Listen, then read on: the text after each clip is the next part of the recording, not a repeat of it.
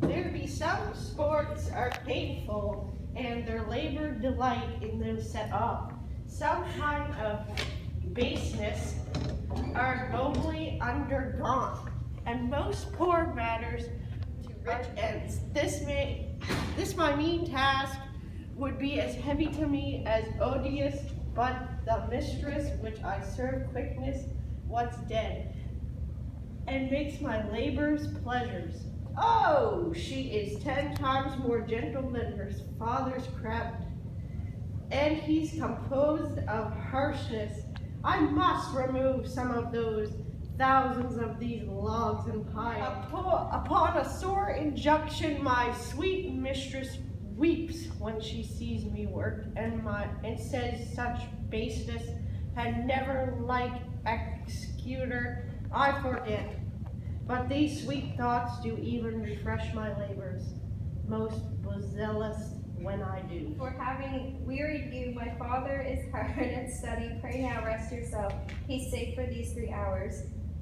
Oh, most dear mistress, the sun will set before I shall discharge what I must strive to do. If you'll sit down, I'll bear your logs the while. Pray give me that carrying it to the pile. No, precious creature, I had rather crack my sinews, break my back, than you should each dishonor undergo while I sit lazy by. It would become me as well as it does you, and I should do it with much more ease, for my goodwill is to it, and yours is it against. Poor worm, thou art infected. This visitation shows it. You look wearily. No, noble mistress, 'tis fresh morning with me when you are by at night. I do beseech you, chiefly that I might set in my prayers. What is your name? Miranda, oh my father, I have broke your hest to say so.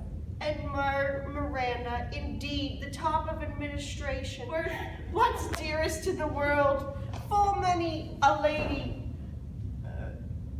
I have eyed with best regard, and many a time thy harmony of their tongues hath into bondage brought my too diligent ear.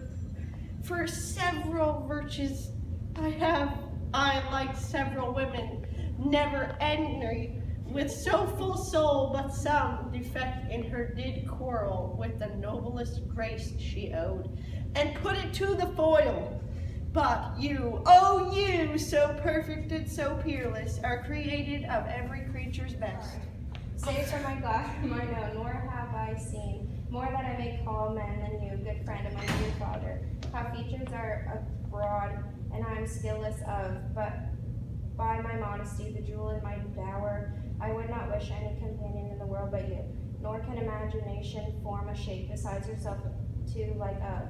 But I prattle something too wildly, and my father's precepts I therein do forget.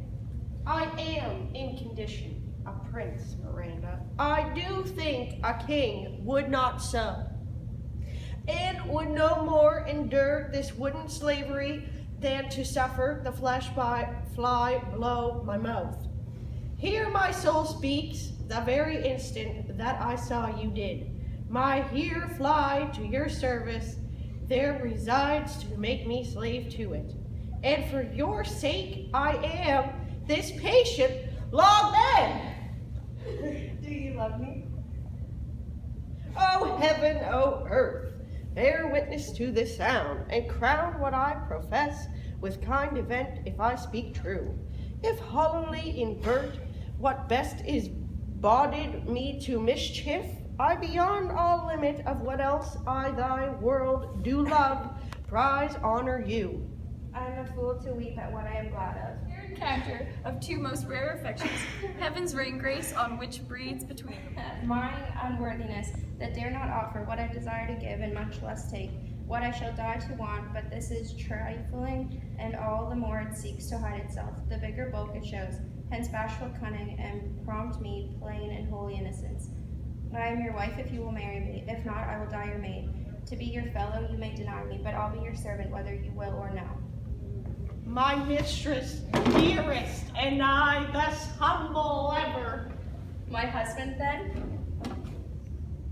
Ah, why, with a heart as willing as bondage ear of freedom, here's my hand. And mine, with my heart in it, and now farewell till half an hour hence. 1,000. So glad of this as they I cannot be, who are surprised with all but my rejoicing, at nothing can be more. I'll to my book, for yet here's supper time, for much business appertaining.